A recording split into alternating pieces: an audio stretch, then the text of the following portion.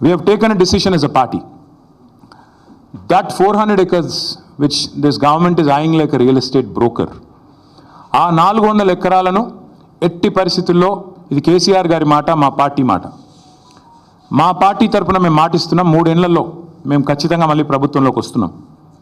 ప్రభుత్వంలోకి వచ్చిన తర్వాత మేము ఆ 400 ఎకరాలని మొత్తం హైదరాబాద్లో, మొత్తం తెలంగాణలోనే అతి పెద్ద ఈకో పార్క్గా ఏర్పాటు చేస్తాము. ఇప్పుడే నేను స్పష్టంగా చెప్తా ఉన్నా, ఈరోజు ఎవరైనా రేవంత్ రెడ్డి విసిరే బిస్కెట్లకు ఆశపడి, రేవంత్ రెడ్డి చెప్పే మాటలకు ఆశపడి ఆ ల్యాండ్ 1 ఇంచ్ ఎవరన్నా కొనుక్కున్నా మళ్ళీ కుండబద్దలు కొట్టినట్టు చెప్తున్నా, మమ్మల్ని తర్వాత అనొద్దు. ఖచ్చితంగా ప్రతి ఇంచు తిరిగి వెనక్కి తీసుకుంటాము. ఒక అద్భుతమైన ఈకో పార్క్, ఎట్లా అయితే ఒక సెంట్రల్ పార్క్ ఉంటుందో మ్యాన్హాటన్లో, ఆ స్థాయిలో ఒక అద్భుతమైన ఈకో పార్కును హైదరాబాద్ ప్రజలకి గిఫ్ట్గా అందిస్తాము.